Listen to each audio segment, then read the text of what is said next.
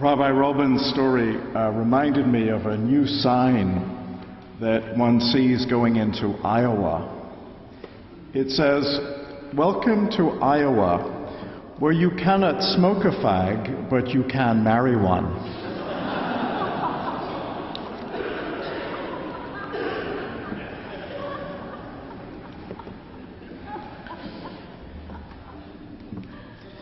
So 2 days before the rather important decision that we are reflecting on tonight, 2 days before that was made, I was celebrating a marriage at top of the park between a man and a woman. And it was a wonderful occasion, and big extended Hispanic family, lots of celebration. And at the end of the ceremony, we went downstairs and we signed this license. And this is the issue that we are talking about largely this evening. And what most people are confused about is that no faith leader can marry anybody in church or in a synagogue without that license. And the authority does not come from the religious body, but it comes from the state. So, on that moment, and we actually read that passage from Corinthians as a part of that service. And in that moment, I was a religious leader, I was an interpreter of Scripture, and I was also a representative of the state in signing that document. And what's interesting after the decision was there is a conflict for me in being a religious leader, an interpreter of Scripture, and a representative of the state. Because the state is asking me to do something that in my conscience I can't do as a religious leader. And I'm sure that my colleagues behind me are in the same position. And in a way, that decision changed me. It made me think differently about who I am and my relationship to our society. And so I turn to this passage again from Corinthians for kind of some insight, some help, how we move forward. And the context in which the letter is written 2,000 years ago was one of the most diverse cosmopolitan communities of the Mediterranean. And the early church that had just been formed began to decide who were first-class Christians and who were second-class Christians. And the issues around gifts, prophecy, glossolalia, speaking in tongues, that these higher gifts were seen as more important. And so Christians strived for those. And Paul turns this kind of discrimination upside down, and he's talking about equality in this letter. And he's talking about a word. He brings in a word that actually was not used very much in his culture. He talked about a word, agape, which means love. And it was a new word. It wasn't used very often. And the word for love in those days was either philos, which was a friendship, kind of mutuality of love, or eros, which was erotic, sexual love.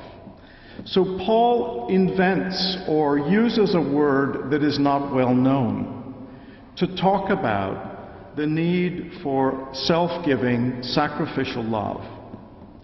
That in doing so, we're able to experience the mystery we call God in each other.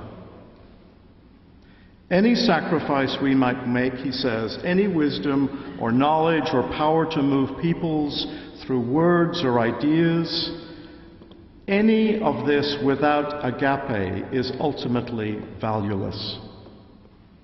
Agape is about long-suffering, keeping one's eye on the prize, which is helpful in our situation. It is about not brooding over wrongs, the wrongs that have been done to us, and that's helpful in this situation. Not brooding over injustice, but we are called to delight in truth and to be always forgiving, trusting, hopeful, and patient. And Paul uses this image of a polished metal mirror, not like the mirrors we have today, but it was metal that was polished that you could see your face in. But you couldn't see your face fully. It was clouded. It wasn't as God sees us. It was a kind of fog. And many of us feel our image of ourselves or our identity as a kind of fog because of what we've been told about ourselves or by what others project onto us. And how we handle those projections and these cloudy images of ourselves in the coming year will be vital to our success in achieving marriage equality in California. If we become the receptacles of our own and that little majority toxin without being able to process and heal each other as we go, we will ultimately fail. We will become the monsters they claim that we are. How do we avoid that? A friend once talked to me and gave me some advice after a very difficult, stormy relationship. And she said, "Albert, he's renting a lot of space inside your head. And he's not even paying any rent." And it made me think about all those stories of failure and tragedy and trauma that we all have. And it was like this parking structure, and in those parking spaces there were all those broken down cars that weren't going anywhere. And the invitation to forgive is about clearing the parking lot of the junk and the crap that we have inside our imaginations. And it made me realize that forgiveness was actually very selfish, because forgiveness is about clearing the space in order that the creative imagination can take its root and grow. And like Paul, we come up with words that have never been thought of before to describe something that we feel. And I believe that's the invitation for us today. We have to let go and give it to God.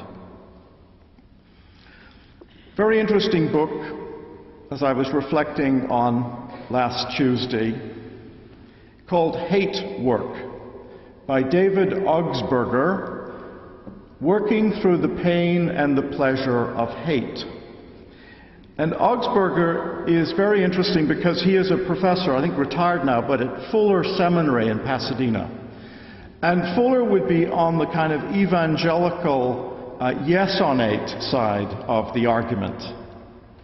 And it's really quite fascinating to read David's thought on hate, because that's been kind of so much a part of what we've felt we've had to deal with. And he says that we can fall in hate as much as we can fall in love. He says if we succumb to this side of us,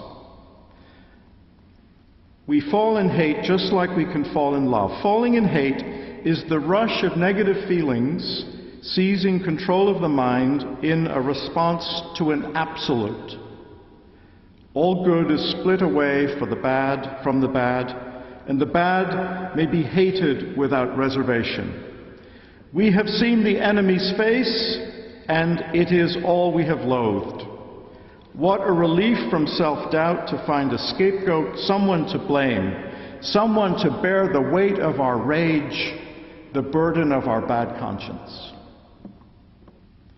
Now, I have a lot of feelings since last Tuesday, and I've blamed the Catholic Church, I've blamed the Mormons, I've blamed people within my own faith community that haven't done anything. I blame people within the gay and lesbian community that never wrote a check or never spent an hour on the phones or went out on the street to talk to people. And I know that all of those processes have been going on in millions of people's souls this past week. But my religion has something to challenge me and to give me a healthy antidote to that toxicity. Carl Jung, that great thinker, once commented on the interior life of the writer of the letter to the Corinthians, St. Paul, whose community we gather in. And Paul is interesting because he was once a hater of Christians. Paul was a great hater, and that brought him on the road to Damascus because he wanted to kill Christians. This is what Carl Jung said. Paul owed his conversion neither to true love, nor to true faith, nor to any other truth. It was solely his hatred of Christians that set him on the road to Damascus, and to that decisive experience which was to decide the whole course of his life. He was brought to this experience by following with conviction the course in which he was most completely mistaken. And the irony in all of this is that even persecution does not destroy love, and that God often uses the paths and the tools of the haters to make the circles of fugitives and rejects much, much wider. Augsburger he wrote this book in 2004, and there's a kind of prophetic message in it about Proposition 8. I quote, "Demonizing one's adversary has great costs, however. When a leader weighs the merits and demerits of a situation, finds it's 52% positive versus 48% negative, and yet chooses to demonize the conflict to 100% good or 100% evil, the polarization blinds us. When looking at the 52% devil, we cannot see the 48% ally. Demonizing blocks the possibility of discovering how we might be allied with the adversary. If we moved beyond an either-or mentality to a both-and or a creative neither-nor approach." And he concludes his book with a message to the whole church, not just to the kind of liberal pro-marriage equality crowd that are here tonight, but to Fuller Seminary and to the evangelical community and people like Rick Warren and the charismatic churches. And he says this: "The ultimate religious question of the 21st century is, how do we find God in our enemies? How do we find God in our enemies?" This is the Jesus whose teaching on nonviolence and love of enemies is the truth most relevant for the 21st century. There is, in fact, no other way to God for our time but through the enemy. For loving the enemy has become key both to human survival in the nuclear age and to personal transformation. Amen.